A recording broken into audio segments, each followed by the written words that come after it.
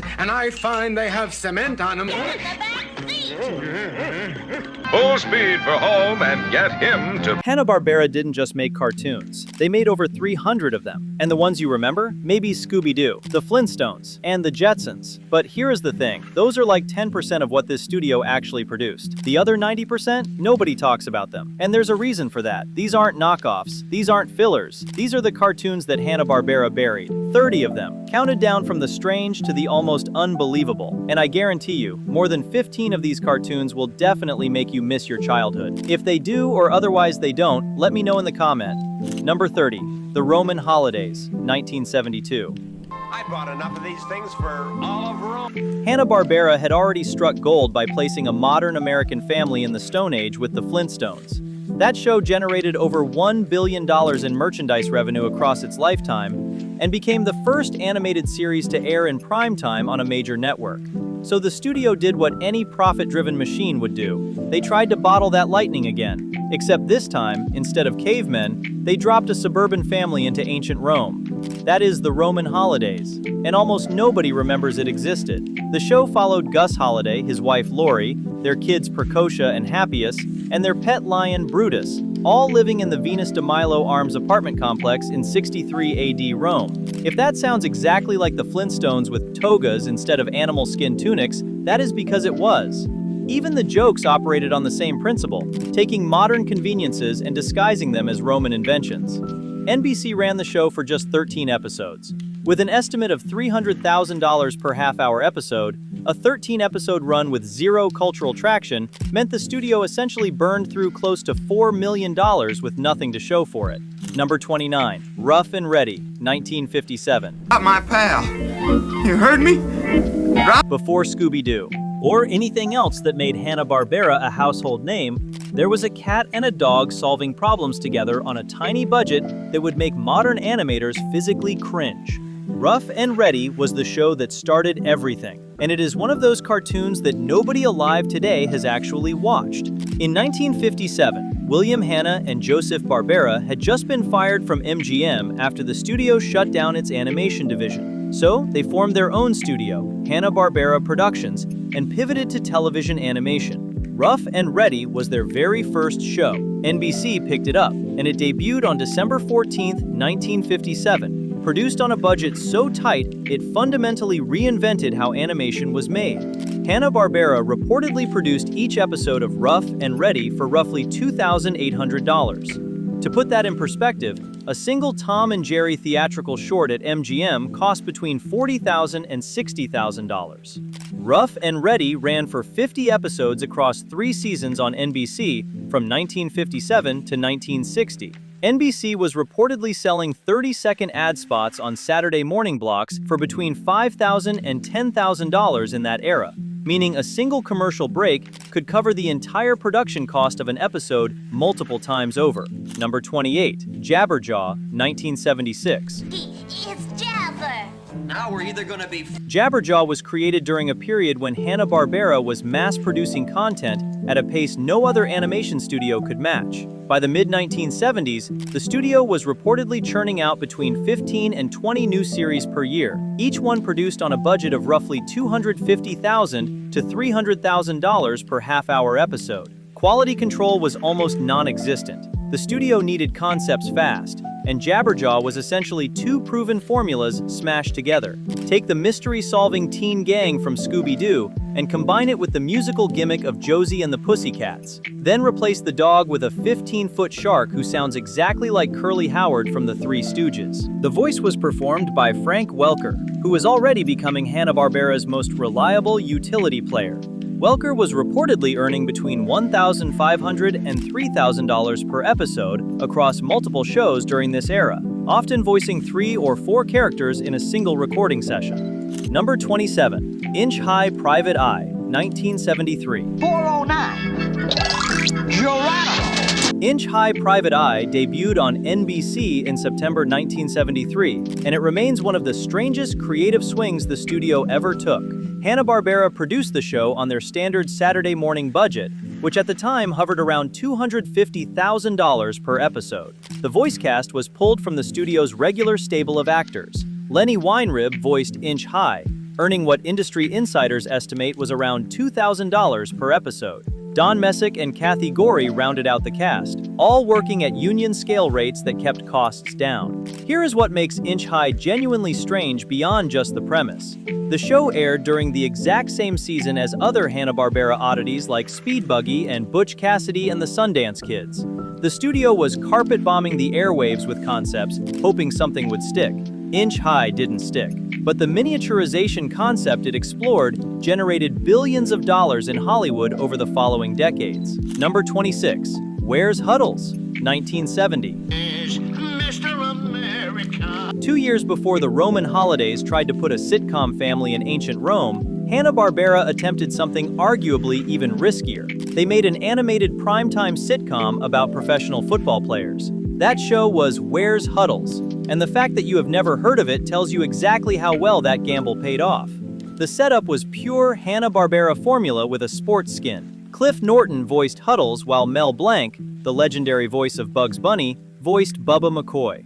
Blanc was reportedly the highest-paid voice actor in the industry at that time, commanding fees that could reach $5,000 or more per episode, depending on the project. On paper, having him on board was a significant investment for what was essentially an experimental summer series.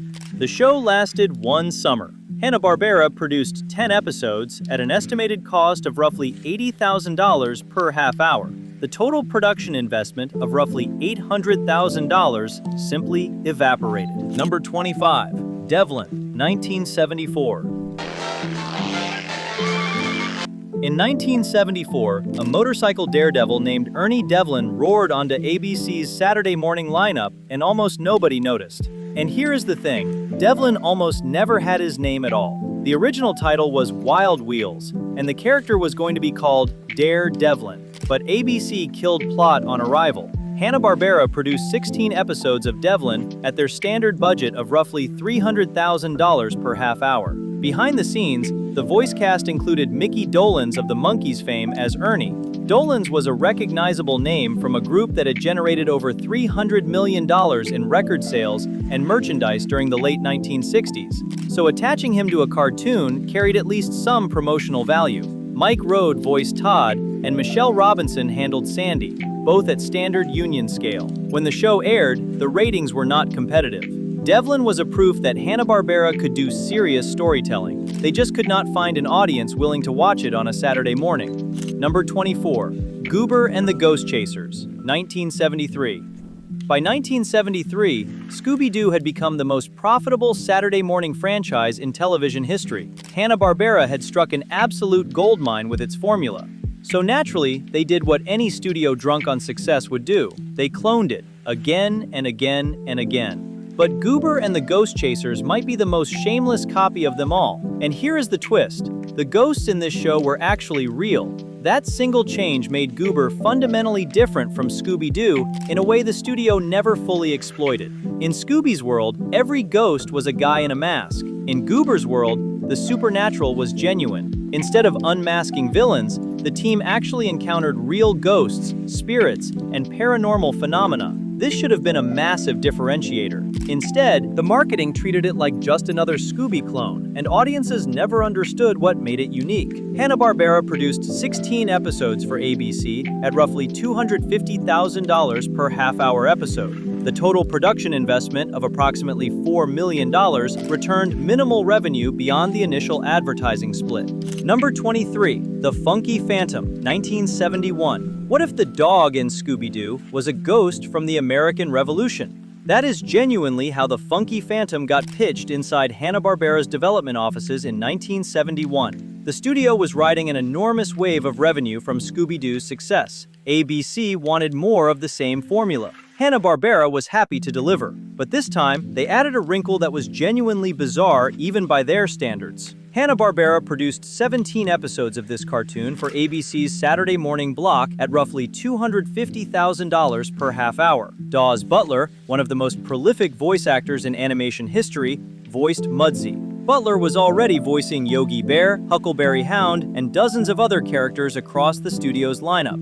His combined annual earnings from Hanna-Barbera during this period reportedly exceeded $100,000, making him one of the highest-paid voice actors in television animation at the time. The rest of the cast worked at standard scale rates, keeping total voice talent costs per episode under $10,000. The entire production run cost approximately $4 to $4.5 million, with almost no long-term revenue to show for it. Number 22, Speed Buggy, 1973. Here is the thing. This show aired the same year as both Goober and the Ghostchasers and Inch High Private Eye, making 1973 the single most aggressive year of Scooby-Doo cloning in Hanna-Barbera's entire history. The studio was essentially flooding the market with variations of the same formula, betting that sheer volume would compensate for diminishing originality. Speed Buggy followed three teenagers, Tinker the mechanic, Mark the driver, and Debbie the obligatory female character, along with their talking car Speed Buggy as they traveled around getting into adventures. The show was essentially a mashup of Scooby-Doo and Herbie the Love Bug, which had been a smash hit for Disney in 1968, grossing over $51 million domestically on a $5 million budget. However, unlike many of its clone siblings, Speed Buggy actually had a longer afterlife. Reruns continued cycling through various syndication packages well into the 1980s. Number 21, Jeannie, 1973. In 1965, I Dream of Jeannie premiered and earned NBC an estimated $20 million in advertising revenue across its run. So when Hanna-Barbera acquired the animation rights to develop a Saturday morning version, the assumption was that this was guaranteed money. What they delivered instead was one of the most bizarre reimaginings in television history. Jeannie, the animated series, took the original premise and completely gutted it. Instead of the adult romantic tension, Hanna-Barbera created a teenage surfer named Corey Anders, who discovers a magic genie named Jeannie. They produced 16 episodes at approximately $250,000 per half hour. The licensing fee paid to Screen Gems for the Jeannie IP rights further added a premium to the production budget. Number 20, Josie and the Pussycats in Outer Space, 1972. The original Josie and the Pussycats was a legitimate hit. Based on the Archie comic series, the 1970 show pulled strong Saturday morning ratings on CBS and generated a surprising amount of music revenue. So Hanna-Barbera did what Hanna-Barbera always did with a hit. They escalated it into absurdity. When the show aired, the ratings dropped significantly from the original series. CBS canceled after one season. The music revenue that had given the first show an extra financial dimension dried up almost entirely. No charting singles, no notable album sales. The merchandise pipeline that Hanna-Barbera was banking on produced virtually nothing. Number 19, Butch Cassidy and the Sundance Kids, 1973. In 1969, Butch Cassidy and the Sundance Kid became one of the highest-grossing films of the year. The film earned over $102 million domestically on a $6 million budget and won 4 Academy Awards. Seeing those numbers, Hanna-Barbera took that film and turned it into a cartoon. The result was a total financial disaster. The show had zero narrative connection to the film. The name was pure brand recognition hijacking. Every single element was borrowed from something else. The spy angle came from the success of Johnny Quest. The rock band element was pulled directly from Josie and the Pussycats. The talking animal was Scooby-Doo with a circuit board. NBC ordered 13 episodes produced at Hanna-Barbera's standard Saturday morning budget of approximately $250,000 per half hour. After the first season, NBC did not even consider renewal. Number 18, The Partridge Family 2020 AD, 1974. Here is the actual origin story of this show, and it is more embarrassing than anything in the episodes themselves. Hanna-Barbera approached CBS with a pitch to revive the Jetsons with an updated cast. Elroy as a teenager, Judy as a young reporter. CBS agreed the concept had value, then suggested that instead of Jetsons characters, the show should use the cast of the Partridge Family. And so Hanna-Barbera produced exactly that, a Jetsons episode template with Partridge Family names dropped in, set in the year 2200 for no explained reason whatsoever. Behind the scenes, the voice cast did not include David Cassidy, which was a significant problem. Sherry Alberoni, Susan Day's animated replacement for Lori, and various Hanna-Barbera regulars filled the roles at standard union rates. CBS ordered 16 episodes at Hanna-Barbera's standard Saturday morning production cost of roughly $300,000 per half hour. Eventually, the show was canceled mid-season. Number 17, The Biskitts, 1983. By 1983, Hanna-Barbera was facing a crisis it had never experienced before. The Saturday morning landscape was being devoured by toy-driven cartoons. He-Man and the Masters of the Universe had debuted in syndication and was generating over $400 million annually in toy sales for Mattel. The Smurfs, which aired on NBC, were pulling the highest Saturday morning ratings in years and selling merchandise at a rate that made every other studio jealous. Hanna-Barbera needed a competitor. What they came up with was The Biskitts, a show about tiny medieval dogs guarding a treasure from an evil king, and it went exactly as well as you would expect. The voice cast was a who's who of Hanna-Barbera regulars. Bob Holt, Kathleen Helpy Shipley, and Jerry Hauser all worked at standard rates. No celebrity voices, no premium talent. After one episode, the Biskitts quickly disappeared so thoroughly that even dedicated Hanna-Barbera fans sometimes dispute whether it actually existed. The estimated production cost of roughly $4 million generated almost no return beyond advertising revenue. Number 16. Clue Club, 1976. Here is a question nobody was asking in 1976. What if Scooby-Doo dogs talk to each other and not to the humans? That is literally the entire premise of Clue Club. The show followed 4 teenage detectives and 2 bloodhound dogs named Woofer and Whimper, who communicated with each other but never spoke to their human companions. On paper, it was a subtle but clever twist, but in reality, the show never leaned into that premise hard enough to distinguish itself from the avalanche of other mystery-solving teen cartoons Hanna-Barbera was producing simultaneously. What makes it genuinely strange looking back is that the talking dog observer's concept was essentially the prototype for shows like Family Guy's Brian Griffin or Wilfred today. Hanna-Barbera had that idea in 1976 and did almost nothing with it. They were sitting on a gold mine and used it as a doorstop. Number 15. The Gary Coleman Show, 1982. Gary Coleman was the highest-paid child actor on television in 1982. Different Strokes was pulling 20 million viewers per week, and Coleman was reportedly earning $64,000 per episode. So NBC did what networks do with massively popular child stars. They squeezed every possible dollar out of him. Animated Gary Coleman plays an angel who has been sent back to Earth to help children with their problems. The theological implications alone are staggering for a show aimed at 7-year-olds. Hanna-Barbera produced only 13 episodes at approximately $300,000 per half hour. The cartoon version had a better life than the real one, and that contrast makes this one of the most unsettling cartoons of that decade. Number 14. CB Bears, 1977. In 1977, CB radio culture was absolutely everywhere. Smokey and the Bandit had just grossed $300 million worldwide. The song Convoy by C.W. McCall had hit number 1 on the Billboard Hot 100 the year before, selling over 2 million copies. So Hanna-Barbera created a Saturday morning cartoon about 3 bears who solve mysteries using CB radios. That is CB Bears. Bears with CB radios, solving crimes. The show was actually an umbrella program. CB Bears served as the anchor segment within a larger variety hour called The CB Bears on NBC. The full hour included other mini-shows like Blast Off Buzzard, Posse Impossible, and Shake, Rattle, and Roll. This variety format was Hanna-Barbera's strategy for hedging bets. Instead of investing everything into one concept that might fail, they bundled multiple cheap segments together, spending roughly $300,000 to $350,000 per full hour. If one segment clicked with audiences, it could be spun off. If none clicked, the loss was distributed across multiple properties rather than concentrated in one. And the latter was exactly what happened. No merchandise materialized. Number 13. Dra-Pack, 1980. Dra-Pack premiered on CBS in September 1980, and it was essentially a superhero show wearing a monster costume. Produced by Hanna-Barbera's Australian division, the same overseas arm that had been quietly handling much of the studio's output, the show followed Drac Jr., Frankie, and Howler, the respective descendants of Dracula, Frankenstein's monster, and the werewolf.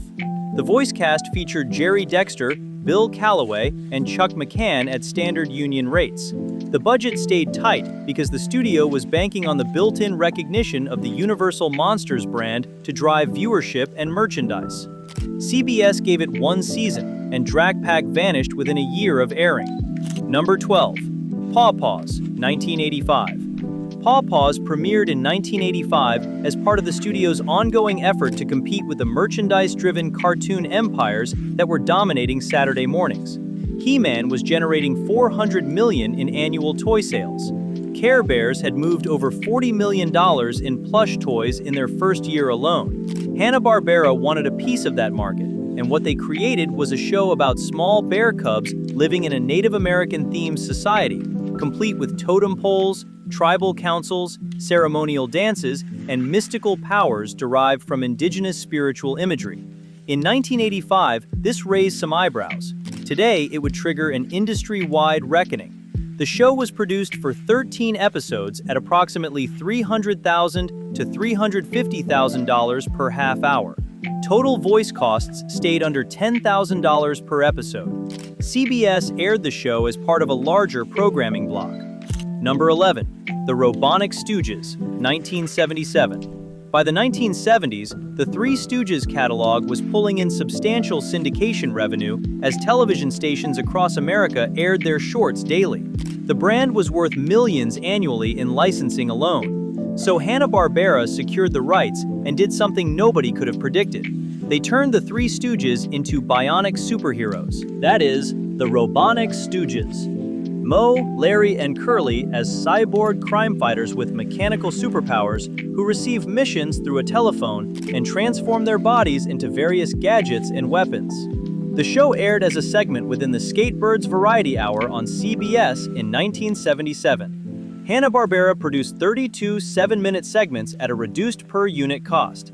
Each segment cost approximately $75,000 to $100,000. What makes the Robonic Stooges genuinely fascinating is that it represents the absolute peak of Hanna-Barbera's take a famous thing and make it weird strategy. Number 10, Shazzan, 1967. In the late 1960s, Hanna-Barbera was experimenting with action-adventure cartoons that pushed far beyond the comedic formula that had built the studio. Johnny Quest had already proven that audiences would watch animated action with genuinely high stakes. It cost roughly $65,000 per episode to produce, so in 1967, the studio greenlit Shazzan, a show with a premise so dark for a children's cartoon that it is genuinely shocking it made it to air. Every single episode revolves around children in genuine mortal danger navigating a hostile ancient world filled with sorcerers, monsters, and tyrants who want them captured or eliminated. Hanna-Barbera delivered 36 episodes at approximately $45,000 to $55,000 per episode, a moderate budget that reflected the action genre's higher animation demands.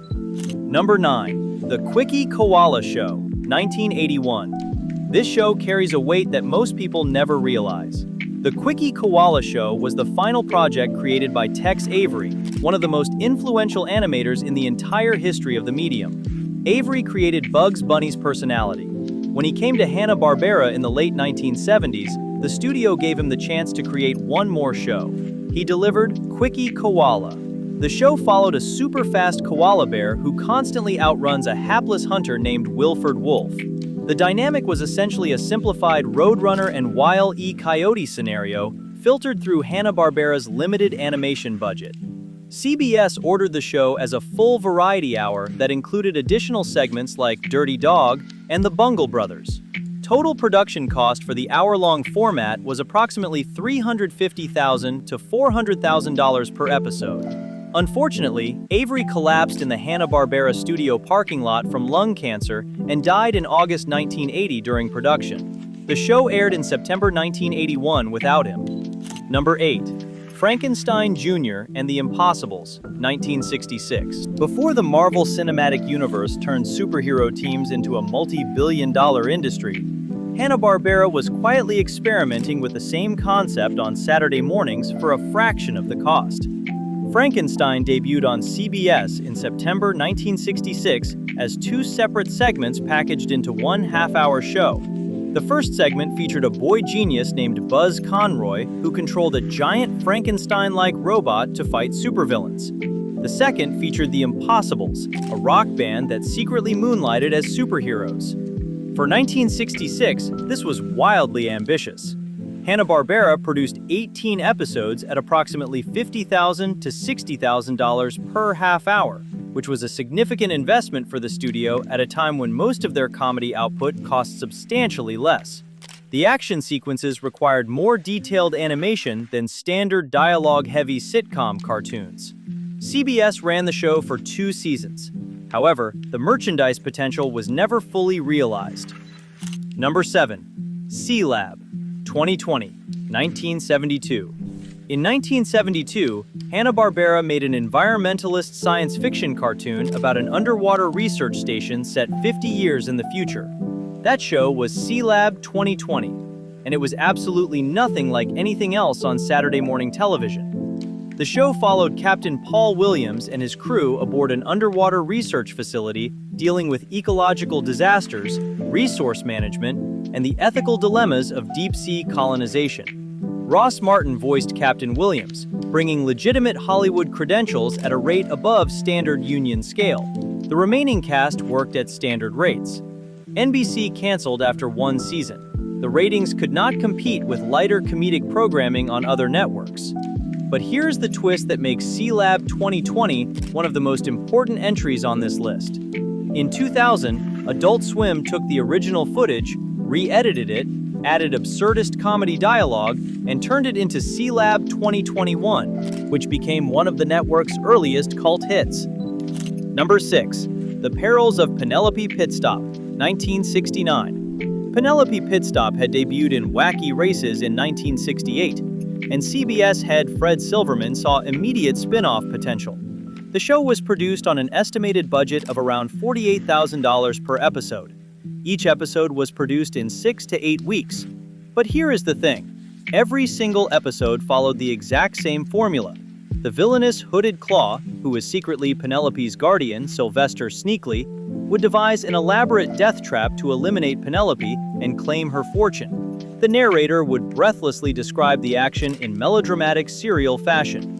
This was a direct homage to the silent film era's damsel in distress serials from the 1910s and 1920s.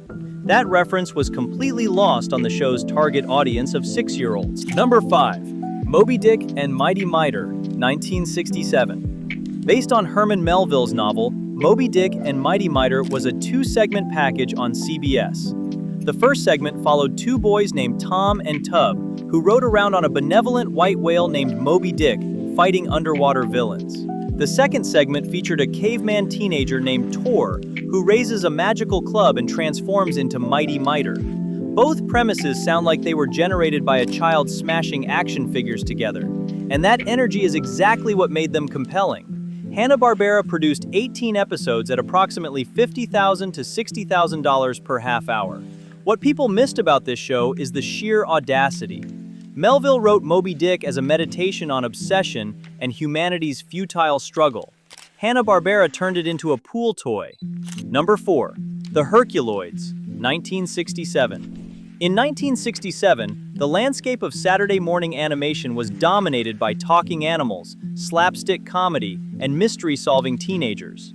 Then the Herculoids showed up and made everything else on television look like it was designed for babies. The violence level was staggering for a Saturday morning cartoon. Alex Tothori created the visual look of the show. Toth's designs were so striking and so ahead of their time that they influenced generations of sci-fi and fantasy artists. Don Messick voiced multiple creatures. CBS ran the show for 2 seasons. The original 18 episodes cost roughly $1 million to produce and returned above-average syndication revenue across multiple decades. Number 3. Dino Boy in the Lost Valley, 1966. Before Land of the Lost, before Jurassic Park turned dinosaur entertainment into a multi-billion-dollar industry, before any of it, Hanna-Barbera stranded a young boy in a prehistoric valley filled with dinosaurs, cavemen, and constant mortal danger. Dino Boy in the Lost Valley debuted in 1966 as a companion segment to Space Ghost on CBS, and its premise was genuinely harrowing for a children's cartoon. Hanna-Barbera produced 18 episodes as 7-minute segments paired with Space Ghost. Each Dino Boy segment cost approximately $30,000, with the combined Space Ghost and Dino Boy half-hour totaling roughly $70,000 per episode. Number 2. Valley of the Dinosaurs, 1974. Valley of the Dinosaurs premiered on CBS in September 1974. and it was Land of the Lost before Land of the Lost. The show debuted the same year as Sid and Marty Krofft's Land of the Lost on NBC, creating a direct head-to-head competition between two remarkably similar concepts. And here is where the financial battle gets interesting. Land of the Lost had a production budget of approximately $600,000 per episode. It used stop-motion animation for its dinosaurs, elaborate practical sets, and special effects that were revolutionary for children's television. Valley of the Dinosaurs, by contrast, was produced at Hanna Barbera's standard animation budget of roughly $300,000 per half hour. The studio was trying to compete with a show that cost twice as much to make. Number 1. Wait Till Your Father Gets Home, 1972. This is the show that changes everything you think you know about Hanna Barbera. Over a quarter century before Family Guy, Hanna Barbera produced Wait Till Your Father Gets Home. This show was The Simpsons before The Simpsons existed, and almost nobody alive today knows it was ever real. The show premiered in syndication in 1972 after a successful pilot aired as part of the Love American Style anthology series on ABC. That pilot performed so well that it was immediately greenlit for a full series. But instead of airing on a network, Hanna Barbera sold it directly into syndication, a distribution model that was virtually unheard of for an animated series in this era. Over 100 local stations across the country picked up the show, generating advertising revenue that went directly to the studio, rather than being split with a network. This was a financial innovation that would not become standard practice until the syndication boom of the 1980s. If any of these brought back a buried memory, or if you had no idea these even existed, let me know in the comments below. And if you enjoyed this trip down the stranger side of Saturday mornings, hit that subscribe button, because there's more cartoon history where that came from.